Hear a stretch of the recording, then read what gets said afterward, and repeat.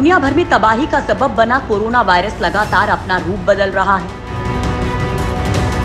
लिहाजा डर सता रहा है कि क्या ये महामारी ज्यादा खतरनाक तो नहीं हो जाएगी,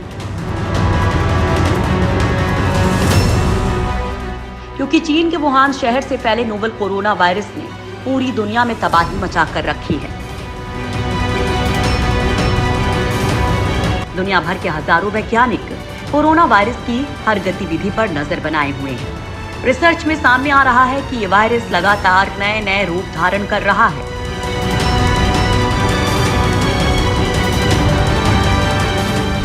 इस वायरस के अब तक 10 से ज्यादा रूप सामने आ चुके हैं, लेकिन इस बीच वैज्ञानिकों का कहना है कि लगातार बदल रहे कोरोना वायरस से घबराने की जरूरत नहीं है। ये और ज्यादा खतरनाक नहीं होने जा रहा है। लिहाजा दोस्तों, ये जानना बेहद जरूरी है कि आखिर ये अपना रूप क्यों बदल रहा है और रूप बदलने वाला वायरस बहुत खतरनाक होता जा रहा है।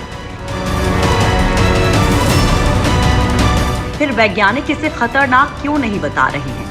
तो वीडियो को पूरा देखिए, क्योंकि हम इसमें वो तमाम बातें डिकोड करने वाले हैं। कोरोना वायरस क्यों नहीं हो रहा उग्र? विशेषज्ञों के मुताबिक कोरोना वायरस के रूप बदलने के बाद भी इसके फैलने की क्षमता या उग्रता नहीं बढ़ रही है। न्यूयॉर्क टाइम्स की रिपोर्ट के मुताबिक कोरोना वायरस एक तैलीय झिल्ली है, जिसमें लाखों कॉपी बनाने के लिए जेनेटिक निर्देश भरे हुए हैं। ये निर्देश आरएनए के 3000 वर्णों में A, C, G, C और U के क्रम में एनकोड है। संक्रमित कोशिकाएं इन्हें पढ़ती हैं और कई तरह के वायरस प्रोटीन में ट्रांसलेट करती हैं। वुहान लैब में कैसे हुआ जीनोम डिकोड? दिसंबर में चीन के वुहान में एक सी फूड मार्केट के आसपास निमोनिया के कई अजीबोगरीब मामले सामने आए। जनवरी की शुरुआत में शोधकर्ताओं ने नए कोरोना वायरस का पहला जीनोम तैयार कर लिया। उन्होंने मार्केट में काम करने वाले एक व्यक्ति के शरीर से इसे अलग किया।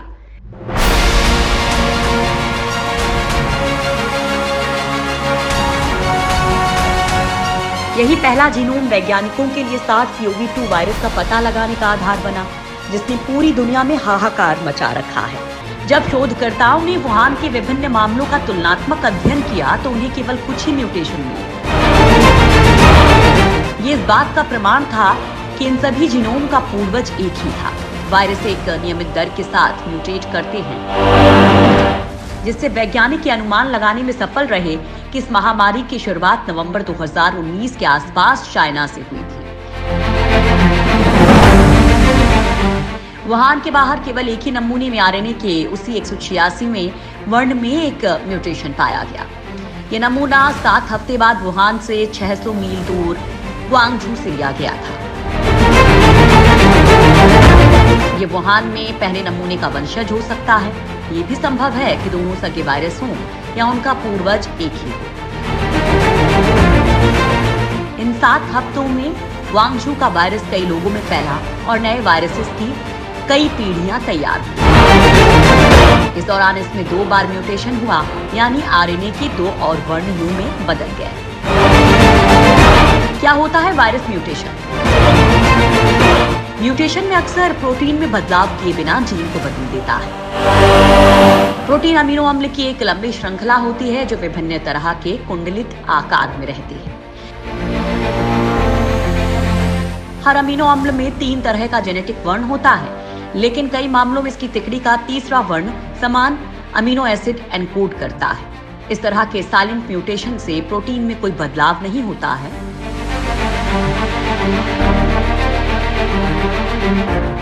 दूसरी ओर नॉन साइलेंट म्यूटेशन प्रोटीन की सीक्वेंस बदल देता है। कोरोना वायरस के ग्वांगझू नमूने में 2 नॉन साइलेंट म्यूटेशन के साक्ष्य मिले, लेकिन प्रोटीन सैकड़ों या हजारों अमीनो एसिड से बने हो सकते हैं। एक अमीनो एसिड के बदलने से उनके आकार या काम करने के तरीके में कोई उल्लेखनीय बदलाव नहीं होता है।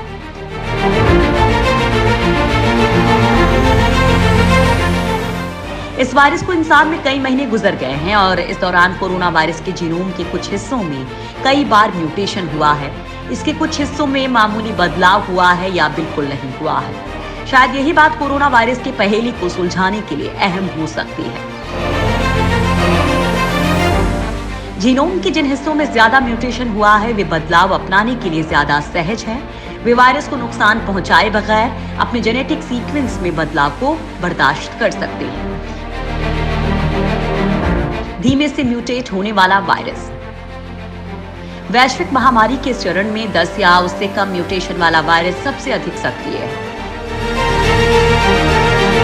कुछ में 20 से अधिक म्यूटेशन हैं जो अब भी जीनोम के 1% के 10वें हिस्से के भी कम हैं। आने वाले दिनों में ये नया रूप विकसित कर सकता है। कोरोना वायरस जीनोम के जिस हिस्से में कम म्यूटेशन हुआ है वे बदलाव अपनाने में अड़ियल है। इन हिस्सों में म्यूटेशन से उसके प्रोटीन में विनाशकारी बदलाव होंगे और इससे वायरस नष्ट हो सकता है। एंटीवायरल ड्रग से वायरस के इन हिस्सों को निशाना बनाया जा सकता है और कोरोना वायरस की जीनोम में हो रहे म्यूटेशन से वैज्ञानिकों को दुनिया भर में इसके प्रसार का पता लगाने में मदद मिल रही है। अमेरिका में कैसे बदल रहा है वायरस?